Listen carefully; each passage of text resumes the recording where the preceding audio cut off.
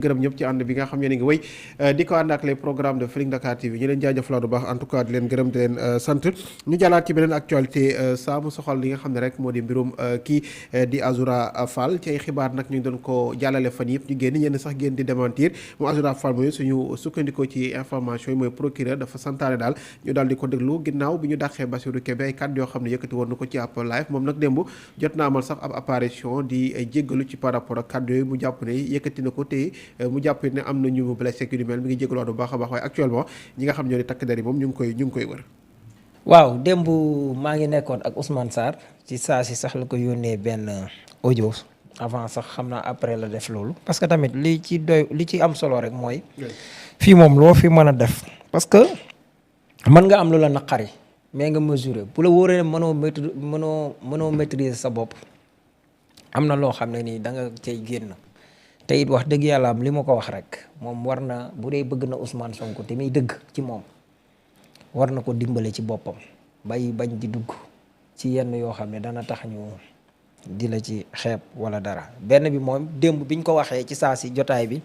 Ousmane Sarr jotalee audio bi nga xam ne moom la wax après yónnee war na ko ne gendarmerie dañu woo yaayam di ko menacer man nag neewoon naa ko ndax bul jàpp ne dañuy woo sa yaay rek nga jàpp ne gendarmerie la. déedéet mën naa nekk waa nangam man mi woo nañ ma fi bataay naan ma man la procureur diw ak man la nangam ak nangam ak yooyu kon noonu ñu ma ko doon defee te man ñi ma ko doon defee mooy bi ma ko lijjantee ci ancien régime bi lañ bokk am na ci koo xam ne ma nga fee léegi sax ay gaañ lañ waa ji sant Jaxate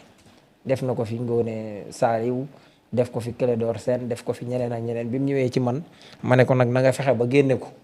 li nga jël ci man na nga fexe ba génne ko mu jékki-jékki naan ma enregistrement ba daa effacé woo yi fi tappale parce que li mu jot arrangé wu ko te yàlla xam ne bi may wax ak moom xaw ma woon ne sax moom la finalement biñ demee ba ci cëppaandaw laay doo ko xam ne moom la pour wax la rek kon Azoura man li ma koy ñaan mooy na xëy même bu dee jotagul convocation na xëy dem jébbale boppam laaj leen lan ngeen may doyee lépp luñ ko ci teg wala lu ci yoon teg mu muñ koo xam ne moo toj kaas yi te ku toj fay dëgg yàlla am parce que tamit même bu dee président Diomaye président la moom moo habilité moom moo sañ a nommé moo sañ a nàngam li mu am lay joxe bu fekkee ne dafay xalaata ànd ki nit ñu ñëw ba yegg si fii mu dindi leen fa indi ñeneen on prend l'acte bëggatee ngi fi. beneen bi mooy boo doon suivre évolution mbir mi malgré lii am na da ngay xam ne Diomaye mi ngi jóge ci Diomaye président léegi maanaam projet boobu mu tegoon. maintenant di commencer dugg si ci ñun li ñu bëggoon bu fekkee ne am nga lecture loolu xaj na bu ko concerne suñ ci eggee mën naa la ko wax kon lu mel noonu booy def politique tamit da nga war di gëstu lépp mais di xam tamit mesurer tamit li ngay wax war nga mën a wax nit ki li la naqari man daan naa ko wax ne Macky Sall am na ñoo xam ne bu sañoon ñooñu dañ koy saaga mais ñi ko gën a sonal mooy ñi nga xam ne mën nañoo wax ak moom ba pare du am fenn fu mu leen jàppe muy dégg lu leen naqari ci ñoom mën nga ci wax ku mel ni Sa Ndiogou Cheikh Bara ñaata at mi ngi wax ak yu demee noonu mais mënuloo ko dara kon bu la wóoree ne yow amoo capacité mën a wax li ngay wax ba pare te doo déborder doo àgg nit ki foo ko war te àgg mieux vaut nga noppi kenn ku nekk ak li nga war a mën a def travail de fourni la bu dee yow da nga jàpp ne yëkkati drapeau wala filmer jël image yi rafet loolu nga am grawut am na koo xam ne mën naa wax bàyyee ko loolu mais boobu bu ñëpp bëgg dee defendoo lépp à la fois day xaw a metti militantisme engagé baax na mais mesurer comme ni Sonko doon wax ne ñu moytu di xaabaabal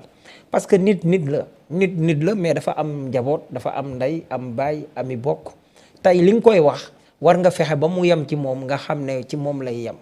du àgg ci njabootam wala du àgg ci leneen ak leneen ak leneen beneen bi mooy doo ko yombal jamono bii boo ko waxee tey te saa su nekk maanaam daa mel ni su mook Abdou Nguer daa mel ni dañoo bokki rawaan man xaw ma comprendre ma daanaka bu kii nga gisaat keneen kii daal di ñëw feelu ko ci côté bi na yoon def liggéeyam rek. voilà en tout cas bëgg doon yow Thioune peut-être bokk nga si ñi nga xam ne bi xibaar bi génnee ñu koy jeexi jaaxa donc am nga loo ci waxoon ba finalement démb je pense que ci la information bi wàcc que ne procureur jot naa autosaisine ci live bi nga xam ne defoon na ko ginnaaw bu ñu jëlee kii di ki nga xam ne moo di Bassirou Kébé njiitu SNHLM. waaw mbir mi de depuis vendredi mu ngi leer. depuis vendredi parce que moom il y a 4 jours daa def live d'ailleurs sa vidéo bu ñu génnee ne day muy jégalu vidéo boobu su ma juumulee vendredi la am donc du vidéo bu bees li mu mujjee vidéo boobu muy jégalu karawam boobu loolu ne ko fa. parce que dafa mel ni rastataay. non daf ko dindi su ma juumulee. daf ko dindi lu mujjee publier mooy amul karaw maanaam dafa wootu. dama xool si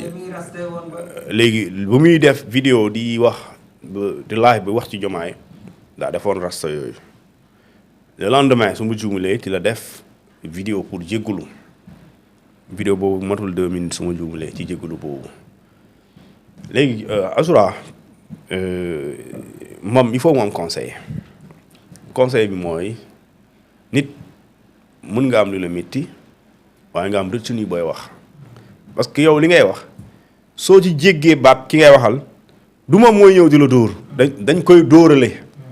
il faut nga xam des fois sax ñu ne président Diomaye moom mooy jàppale nit ñi mun na bañ a jàppale nit ñi de mun na ko bañ a yëg sax